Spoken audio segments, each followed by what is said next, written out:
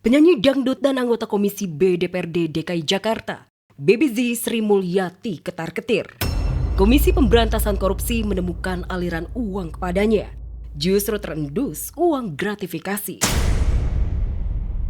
Baby Z pekan lalu diperiksa penyidik KPK terkait kasus korupsi batubara di Kutai Kertanegara, Kalimantan Timur. Baby Z diduga menerima aliran uang haram senilai 5 miliar rupiah. Pekan lalu Baby Z membantah terlibat dan apalagi menerima gratifikasi. Ia berkilah uang yang diterima hasil honor sebagai penyanyi. Bantu sangat khusus Rini dan status saya sebagai penyanyi di acara di Kalimantan Timur, sehingga saya ditanya ada kaitan apa karena ada transaksi pembayaran ini, sehingga saya dipanggil. Berarti secara profesional itu sebagai penyanyi. Oke, itu aja yang dikonfirmasi ya. Oh, berapa pertanyaan tadi, Bu? Sekitar 29.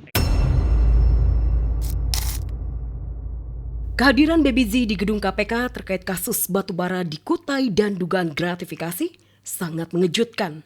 Lama tak menyanyi, tenar lagi karena dugaan ikut terbelit kasus korupsi.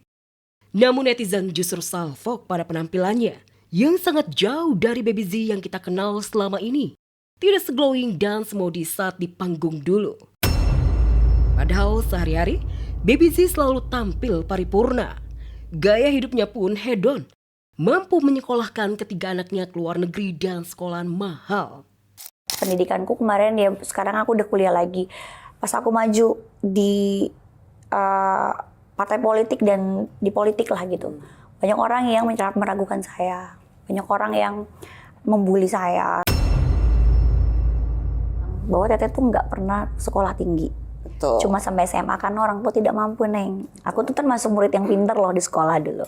Terus saya tuh bercita-cita nih, ya Allah, tolong kabulkan saya untuk bisa menyekolahkan anak-anak lebih baik.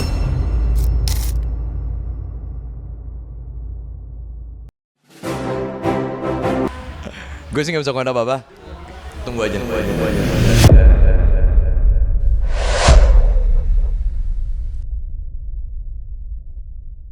Aktor Eza Gionino dilaporkan pemain sinetron El Ryan Carlen ke Polres Metro Depok, Jawa Barat.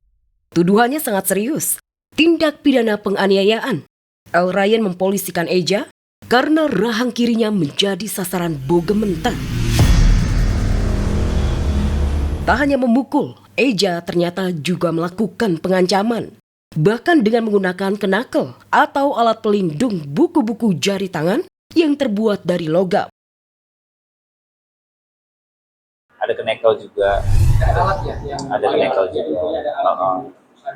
juga. Tapi kan itu bukan untuk mukul saya, itu bentuk ancamannya. Awalnya sempat megang kenekel, sempat dipegang, hingga akhirnya saya bilang lepasin dulu kenekelnya baru ngobrol.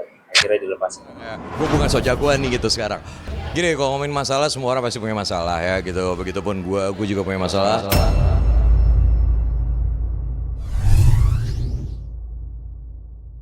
Laporan polisi sudah dibuat, klarifikasi sudah dilakukan, alibi, saksi, dan bukti telah disiapkan. El Ryan Carlen mantap ingin memberikan efek jera kepada Eza berupa hukuman badan di penjara. Saya ngelaporin ini sekali lagi untuk pihak dia tuh biar jerak lah, ada hukum jerak. Biar dia nggak sembarangan untuk kedepannya. Enggak ada, dia juga dari pihak sana nggak ada minta damai. Berarti cuma hanya ada minta maaf aja? Iya, minta maaf. Tapi kalau lo mau laporin gue ya nggak apa-apa. Gue sih gak bisa komen apa-apa. Tunggu aja nanti, lihatnya nanti.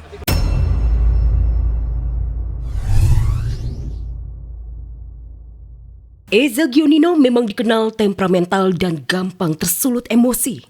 El Ryan kena pukul dan jadi samsak hidup Eja yang cemburu buta lantaran menduga El Ryan menjalin hubungan spesial dengan mantan istrinya Meiza Aulia Korita alias Eja.